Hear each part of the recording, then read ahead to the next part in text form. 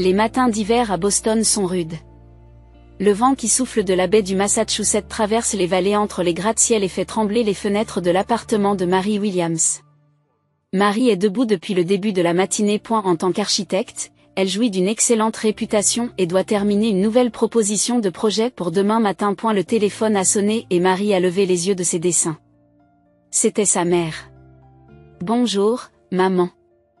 Mary, peux-tu venir bientôt pour les derniers préparatifs du mariage d'Ashley ?» La voix de Judith avait une pointe d'anxiété.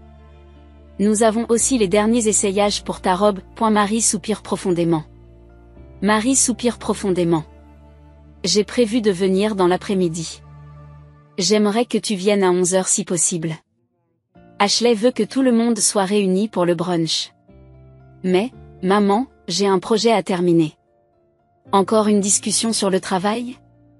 La voix de sa mère devient immédiatement froide. C'est le mariage de ta sœur, une fois dans sa vie. Tu donnes toujours la priorité au travail. Ce n'est pas vrai, objecte Mary, mais elle entend sa mère soupirer. Quoi qu'il en soit, viens dès que tu peux. Papa et Ashley t'attendent. L'appel se termina, et Mary posa tranquillement son téléphone. En regardant par la fenêtre, elle se souvint que depuis son adolescence, elle travaillait à temps partiel dans des fast-foods pour contribuer aux dépenses familiales et gagner de l'argent pour ses études d'architecture. Pendant ce temps, sa sœur Ashley avait bénéficié d'un soutien financier total de la part de ses parents, avait fréquenté une université prestigieuse et travaillait à présent comme manager dans une boutique de luxe. Un nouveau message arrive sur le téléphone de Mary. Il provient d'Ashley. Mary, ne sois pas en retard aujourd'hui. La mère de Jason vient aussi.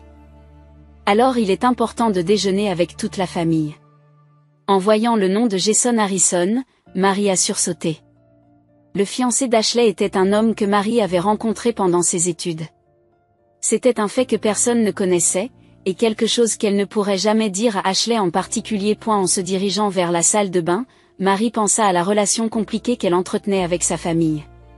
Ses parents, en particulier son père Robert, avait toujours favorisé sa sœur. Même lorsque Mary réussissait dans sa carrière d'architecte, le sujet s'arrêtait rapidement et la conversation passait aux dernières réalisations ou projets d'Ashley. Tout en prenant sa douche, Mary réfléchit à l'atmosphère de malaise qu'elle a ressentie ces derniers temps. Depuis l'annonce des fiançailles d'Ashley, elle avait l'impression que l'attitude de ses parents à son égard s'était encore refroidie. Les appels téléphoniques ont diminué et ses opinions sont de plus en plus ignorées lors des réunions de famille. Après s'être préparée, Mary est allée chercher sa robe de mariée. Dans la voiture, elle réfléchit à son succès et à sa relation distante avec sa famille. Bien qu'elle soit l'une des architectes les plus réputées de Boston, aux yeux de sa famille, elle a toujours été perçue comme une personne froide et une bourreau de travail. Lorsqu'elle arrive au magasin de robes, Ashley et sa mère l'attendent déjà. Mary n'a pas manqué de remarquer que l'expression d'Ashley s'est légèrement raidie. « Enfin, tu es là », dit Ashley d'une voix enjouée, mais ses yeux ne sourient pas. « La sœur de Jason sera bientôt là. Je pense que vous allez bien vous entendre. » Mary sourit maladroitement. « Oui, j'ai hâte d'y être. » Dans la cabine d'essayage, Mary a essayé sa robe. En se regardant dans le miroir, elle se dit que quelque chose ne va pas. Pas seulement l'attitude de sa famille, mais quelque chose de troublant dans l'ensemble du mariage. Elle est particulièrement préoccupée par les regards subtils qu'Ashley lui lance à chaque fois que le nom de Jason est évoqué. « Mary, as-tu déjà rencontré Jason ?» demande soudain Ashley. Le cœur de Mary s'arrête un instant. « Non, pourquoi ? » Je me posais la question. Quand il a entendu ton nom, sa réaction a été un peu étrange. Ce doit être ton imagination, dit Mary en gardant son calme. Comment nous serions-nous rencontrés ? Ashley ne dit rien et retourna son regard comme si elle était satisfaite de la réponse de Mary. Cependant, l'inquiétude de Mary ne faisait que croître. Jason se souvenait-il d'elle ?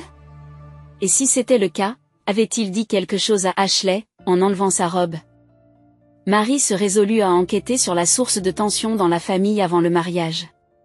Il se passait quelque chose. Et elle a la nette impression que ce quelque chose la concerne. Le jour du mariage, des voitures de luxe s'alignent devant l'église Saint-Patrick de Boston, et des gens élégamment vêtus arrivent les uns après les autres.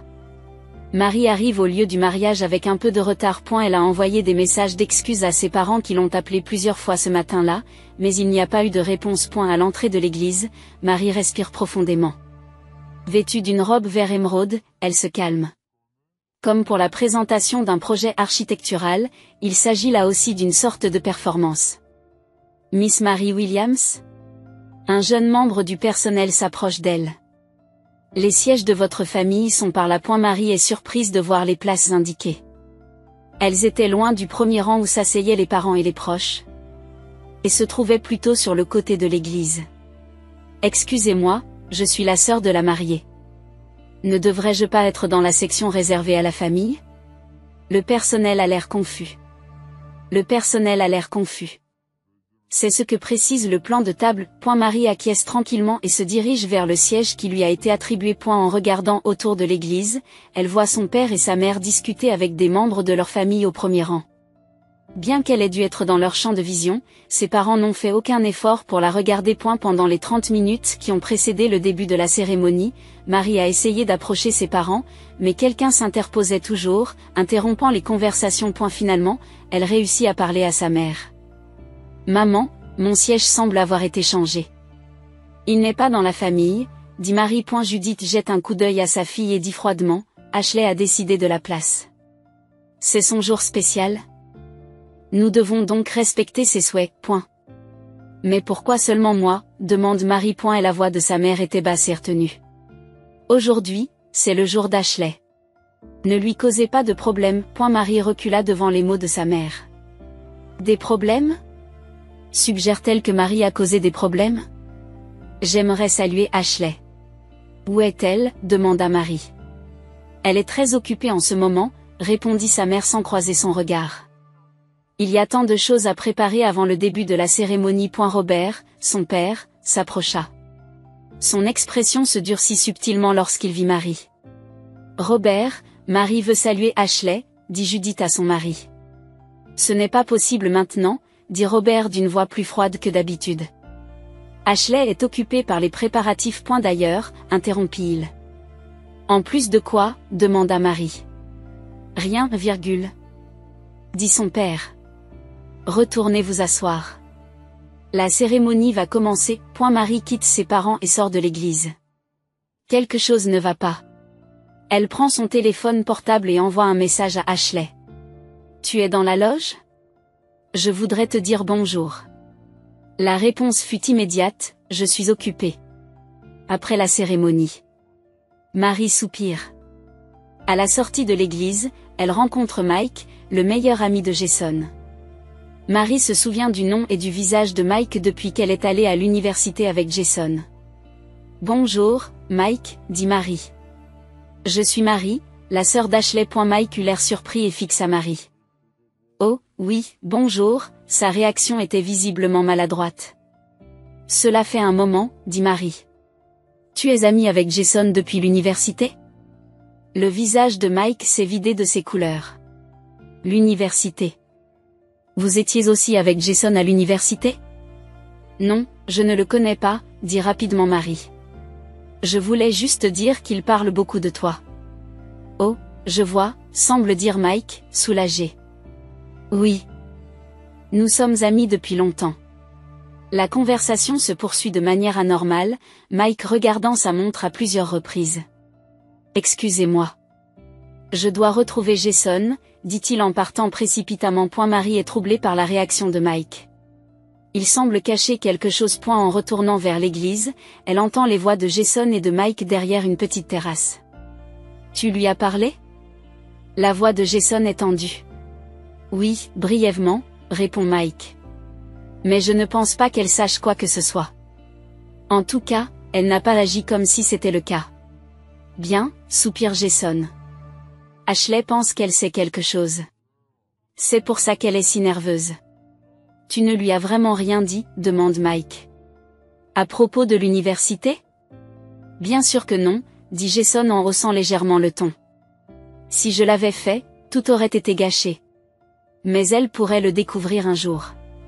On s'en occupera quand ça arrivera, dit Jason. Mais ne cause pas d'ennui aujourd'hui. Surtout, Ne t'approche pas de Marie. Marie reprit son souffle. Il parlait clairement d'elle. Et Jason cachait quelque chose à l'université. Elle sortit discrètement et retourna à l'église. Elle essaya de rassembler les informations fragmentaires qu'elle avait en tête, mais ne parvint pas à voir le tableau complet. Jason cachait à Ashley qu'il connaissait Marie. Et cela rendait Ashley nerveuse. Mais pourquoi, juste avant le début de la cérémonie, Marie s'assoit? Son esprit est confus, mais son expression reste calme. L'orgue de l'église retentit et tous les participants se lèvent. En attendant l'entrée de la mariée, Marie regarde autour d'elle. Les expressions tendues de ses parents, les yeux inquiets de Jason et les regards curieux dirigés vers elle par plusieurs personnes mélangées parmi les invités. Et ne comprenant pas ce qui se passe, Marie regarde Ashley entrer au bras de leur père. Le visage de sa sœur est souriant, mais ses yeux sont froids et ne regardent pas une seule fois dans la direction de Marie. Après la cérémonie, les jeunes mariés sont sortis par l'allée centrale de l'église. Le visage d'Ashley rayonnait de bonheur, mais Marie n'a pas manqué de remarquer que son expression s'est durcie momentanément lorsqu'ils sont passés devant le siège de Marie. Dans la salle de bal de l'hôtel de luxe qui servait de lieu de réception, de nombreux invités s'étaient déjà rassemblés. En entrant, Marie vérifia sa place à la réception. Williams, Marie. Le personnel de la réception vérifia le plan de table et afficha une expression légèrement confuse. Madame Marie, votre place est à la table 23. Marie regarde dans la direction indiquée. C'était une petite table dans le coin de la pièce, la plus éloignée de la table d'honneur. En s'approchant de la table, Marie s'est aperçue qu'il s'agissait de 4 invités célibataires. Des personnes venues seules, ne faisant partie ni de la famille ni du groupe d'amis des jeunes mariés. Ce doit être une erreur, se dit Marie. Pourtant, sur le carton de table, son nom est clairement imprimé. Marie s'assied lentement. Les autres personnes présentes à la table lui lancent des regards curieux. Vous êtes la sœur d'Ashley, n'est-ce pas? Demanda une femme âgée. Pourquoi êtes-vous assise ici? Marie sourit. Oui, c'est moi. Il semble qu'il y ait une certaine confusion dans la répartition des places. La femme dit d'un ton significatif, j'ai un peu entendu parler de vous. Ce doit être difficile. Marie fronce les sourcils. De moi? Qu'avez-vous entendu? Je préfère ne pas répéter les ragots, dit la femme en changeant de sujet. L'inquiétude de Marie ne fait que croître. Il semblait qu'une rumeur à son sujet circulait parmi les invités. Après le dîner, les discours de toast commencèrent. Le père Robert se leva et bénit sa fille et son mari avec des mots émouvants. Ashley, tu es notre lumière. Nous sommes fiers que tu aies toujours fait passer la famille en premier, en étant une fille aimante et attentionnée. Marie se raidit légèrement aux paroles de son père. L'expression « faire passer la famille en premier » semblait contenir une critique implicite. Comme s'il voulait lui dire qu'elle n'était pas comme les autres. Alors que l'heure de la découpe du gâteau approchait, Marie voulut féliciter sa sœur. Elle s'est approchée de la table d'honneur. Ashley était en train de parler intimement avec Jason, mais lorsqu'elle a vu Marie s'approcher, son expression s'est assombrie. Ashley, félicitations, dit Marie avec un sourire sincère. Mais Ashley n'a même pas croisé son regard et est restée silencieuse. Elle se tourna vers son mari et murmura quelque chose. Jason regarde Marie avec inquiétude. Ashley, tu ne m'as pas entendu? Marie l'appelle à nouveau. Je te souhaite du bonheur. Ashley tourne un regard froid vers Marie. Merci, dit-elle d'une voix glaciale. Voulez-vous retourner à votre place? Nous allons prendre des photos. Marie n'a pas pu cacher son expression blessée. Bien sûr, dit-elle calmement et elle s'en va. Le cœur battant la chamade, Marie se dirigea vers le bar. La tête lui tourne. Elle a commandé un soda au gingembre et l'a bu tranquillement dans un coin de la salle, en essayant de comprendre la situation. Êtes-vous Marie? Se tournant vers une voix inconnue, une jeune femme se tenait là. Je suis Carole, la cousine de Jason. Enchantée, dit Marie. C'est vrai que tu as essayé de séduire le fiancé de ta sœur, demande Carole sans détour. Marie manque de laisser tomber son verre. Excusez-moi. Tout le monde en parle, dit Carole. Que tu as eu une relation avec Jason à l'université et que maintenant tu essaies de le reconquérir. C'est un mensonge complet, dit Marie d'une voix tremblante. Qui dirait une chose pareille? Ashley dit Carole en haussant les épaules. Elle l'a dit à toute la famille. C'est pour ça que tout le monde t'évite. Marie sent son monde s'effondrer. Sa sœur répandait de tels mensonges à son sujet. C'était donc pour cela que sa famille l'évitait et se montrait froide. Excusez-moi, dit Marie d'une voix tremblante et elle se dirigea vers les toilettes. Dans la salle de bain, Marie respire profondément devant le miroir. Son visage est pâle. En touchant sa joue, elle se rendit compte que des larmes coulaient. Et la porte s'ouvrit et une femme vêtue d'une robe élégante entra. Elle tressaillit momentanément en voyant Marie. « Oh, vous devez être Marie, » dit la femme. « Je suis Eleanor, la sœur de Jason. » Marie essuie ses larmes. « Enchantée de vous rencontrer. »« Tu vas bien ?» demande Eleanor. Cependant, sa voix n'était pas vraiment inquiète. « Oui, mon mari. Juste un peu fatiguée. Je vois, dit Éléonore en commençant à se maquiller. J'ai entendu parler de vous. Que vous avez abandonné votre famille et que vous n'avez fait que construire votre carrière. Marie la regarde avec surprise. Quoi? Ashley nous l'a dit froidement Éléonore. Quand elle était jeune, vous avez quitté la maison et n'êtes jamais revenu, n'est-ce pas? Vous ne vous êtes jamais occupé de votre sœur. Marie tremble de colère et de tristesse. C'est complètement faux. J'ai quitté la maison pour aller à l'université, mais je revenais tous les week-ends. Et, très bien, dit Éléonore d'un geste de la main.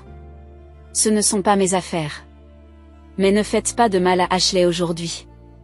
Après le départ d'Éléonore, Marie est entrée dans une cabine et a fermé la porte. Là, elle se mit à pleurer en silence. Ashley répandait de véritables mensonges. Loin d'abandonner sa famille. Marie avait subvenu aux besoins du foyer tout en poursuivant ses études et avait puisé dans ses propres économies pour soutenir sa famille lorsque ses parents avaient perdu leur emploi. Si Ashley a pu fréquenter une université prestigieuse, c'est en partie parce que Marie a pris en charge une partie des frais de scolarité. Sortant son téléphone portable, Marie ouvre une vieille photo. Il s'agit d'une photo prise à l'université, où l'on voit Jason et elle dans la même salle de classe. Ils se sont bien connus, mais il n'y a pas eu de relation amoureuse. Il est vrai que Jason s'était intéressé à elle, mais Marie avait évité la romance en raison de ses responsabilités familiales. Tout est lié. Ashley avait appris la relation passée entre Marie et Jason et, par jalousie, répandait des mensonges. En disant à sa famille que Marie l'avait abandonnée, elle ternissait sa réputation. En sortant des toilettes, Marie affiche une expression pleine de détermination. Elle se dirige vers le vestiaire et prend son manteau. « Vous partez déjà ?» s'étonne la préposée au vestiaire. « Oui » répond Marie à voix basse. « Je viens de me rappeler quelque chose que je dois faire. » Avant de quitter la salle, Marie se retourne une dernière fois.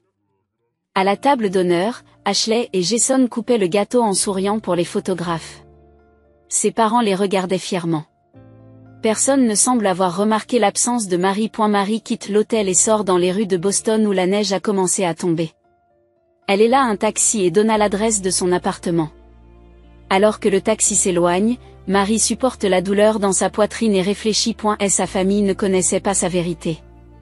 Il préférait croire aux mensonges. Arrivée à son appartement, Marie s'est assise seule et a fait le tri dans la vérité. Sa famille avait ignoré et déformé ses sacrifices et ses contributions. Et maintenant? Elle est complètement isolée. L'appartement de Marie est plongé dans l'immobilité. Elle se sert un verre de vin et s'enfonce dans son canapé. Elle porte encore sa robe. Par la fenêtre, le paysage nocturne de Boston s'étendait, la neige continuant à tomber tranquillement. Son téléphone portable posé sur la table basse, elle est perdue dans ses pensées. Toutes les preuves de la vérité sont là. Les relevés des transferts d'argent à sa famille, les preuves de paiement des frais d'inscription à l'université d'Ashley, les relevés d'aide au paiement du prêt hypothécaire de ses parents.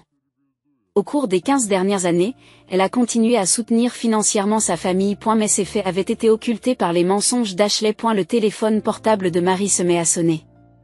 Le nom d'Ashley s'affiche sur l'écran. Elle a ignoré l'appel et a continué à boire son vin tranquillement. Puis ce furent les appels de ses parents. Et étonnamment, de Jason aussi. Maintenant, ils s'en aperçoivent, se dit Marie. Le téléphone n'arrêtait pas de sonner et les messages continuaient d'arriver. Marie finit par décrocher son téléphone portable et vérifia les messages. Elle lit un message de Mike. Je veux m'excuser pour ce qui s'est passé à la fête de fiançailles. J'étais ivre et j'ai trop parlé de l'époque où Jason était à l'université. J'ai révélé que tu étais son premier amour. Maintenant, c'est le chaos dans la salle. Marie reprend son souffle. Mike avait révélé la vérité. Mais ce n'était pas tout. Le téléphone sonne à nouveau. Cette fois, il s'agit d'un numéro inconnu. Allô? Marie répond. Marie. La voix d'une femme inconnue se fait entendre. C'est Eleanor, la sœur de Jason. Nous nous sommes rencontrés dans les toilettes. Que voulez-vous? La voix de Marie était froide. Je veux m'excuser auprès de vous. La voix d'Eleanor semblait sincèrement désolée. Je ne connaissais pas la vérité sur vos contributions à votre famille. Quand ma mère s'est effondrée à la salle de spectacle, Mike, l'ami de Jason, qui était ivre, a commencé à parler de diverses choses. Que vous souteniez financièrement votre famille, notamment en couvrant les frais d'études d'Ashley, et pourtant Ashley mentait. Quoi? Marie est surprise. Mike a aussi parlé de l'époque de l'université. Que Jason était fou de toi. Mais vous avez refusé parce que vous aviez des responsabilités familiales, a poursuivi Eleanor. Ma mère s'est effondrée sous le choc, et nous avons voulu connaître la vérité. Jason a admis avoir caché son passé à Ashley, et Ashley, elle aussi, a dû admettre ses mensonges. Marie est restée sans voix. Eleanor poursuit. Le lieu est maintenant en proie au chaos. Les deux familles sont en conflit. Le père de Jason est furieux. Ashley s'est effondrée en larmes et vos parents sont incapables d'accepter la vérité. Que puis-je faire? Demande Marie à voix basse. S'il vous plaît, revenez, supplia Eleanor. Notre famille veut connaître la vérité. Nous voulons nous excuser de vous avoir mal compris. Marie raccroche. Elle éteint son téléphone portable et se met à la fenêtre. Les émotions se bousculent. Colère, tristesse et un étrange sentiment de libération. La vérité révélée, elle rit doucement. Cette nuit-là, Marie a décidé de rester à l'hôtel. Le lendemain matin, elle ouvre son ordinateur portable et écrit une longue lettre à sa famille. Il s'agit d'un véritable compte-rendu de ses années d'université jusqu'à aujourd'hui. Elle y joint les relevés des transferts d'argent pour les frais d'études d'Ashley, les paiements pour les frais médicaux de ses parents et, surtout, la preuve qu'elle avait à plusieurs reprises mis ses propres rêves entre parenthèses pour sa famille. Dans la chambre d'hôtel, Marie a organisé toutes les vérités. À l'université, Jason lui avait effectivement avoué. Cependant, à l'époque, Marie travaillait pour compléter le revenu instable de ses parents tout en poursuivant ses études, et la romance était la dernière chose à laquelle elle pensait. Elle a gentiment refusé Jason, et depuis lors, ils ont gardé leur distance. Quand Ashley a rencontré Jason, il n'a pas parlé de son passé avec Marie. Lorsqu'Ashley a appris ce fait, elle a commencé à répandre des mensonges par jalousie. Après avoir envoyé la lettre, Marie a allumé son téléphone portable. Celui-ci se met immédiatement à sonner. Cette fois, c'est son père qui sonne. Marie, la voix de son père tremblait. Nous avons lu ta lettre. Et Marie de demander calmement. Incroyable, dit son père. Tout cela est-il vrai? Que tu aies fait tant pour nous. Tout est vrai? Répondit Marie. J'ai fait de mon mieux pour la famille. Mais tu as toujours donné la priorité à Ashley et tu n'as jamais vu mes efforts. Je comprends, dit son père d'une voix pleine de regret. Nous étions aveugles. Et nous avons trop cru aux paroles d'Ashley. Comment va Ashley? Demande Marie. Elle est désorientée, répond son père. Sa relation avec Jason est également en crise. Sa famille est furieuse d'apprendre la vérité et dit qu'elle retire sa bénédiction pour le mariage. Marie soupire. Je ne veux pas me venger d'Ashley. Je voulais juste que la vérité soit connue. S'il te plaît, Marie, supplie son père. Tu ne veux pas revenir à la maison? Il faut qu'on parle, tous ensemble. Après un long silence, Marie répond, je ne peux pas maintenant. J'ai besoin de temps. Après avoir raccroché, Marie réfléchit profondément. Elle ne voulait pas faire de mal à sa famille. Mais en disant la vérité, elle s'est sentie libérée. Pendant des années, elle s'était sacrifiée pour sa famille et n'avait obtenu en retour qu'incompréhension et froideur. Marie sortit sur le balcon et respira profondément l'air matinal de Boston. L'avenir est incertain. Elle ne sait pas si elle pourra réparer sa relation avec sa famille. Mais une chose est sûre. Elle ne vivra plus dans le mensonge. Et la vérité fait parfois mal, mais c'est le début de la guérison. L'automne à Boston était magnifique. Les arbres qui bordent la rivière Charles sont devenus rouges et jaunes, et les feuilles mortes recouvrent les allées du parc. Marie était assise sur un banc au bord de la rivière, un café à la main. Marie. En se retournant, elle aperçoit sa mère Judith. Elle semblait plus âgée qu'auparavant. La couleur de la fatigue s'est accentuée sous ses yeux. Puis-je m'asseoir, demande Judith. Marie acquiesce et indique la place à côté d'elle sur le banc. Pendant un moment, les deux femmes regardent la rivière sans rien dire. Ashley devait venir aujourd'hui, dit Judith à voix basse. Mais elle a hésité au dernier moment. Je comprends, répond Marie. Au cours des 6 derniers mois, elle avait progressivement repris contact avec sa famille, mais elle n'avait pas encore rencontré Ashley directement. Elle bénéficie d'une aide psychologique, poursuit Judith.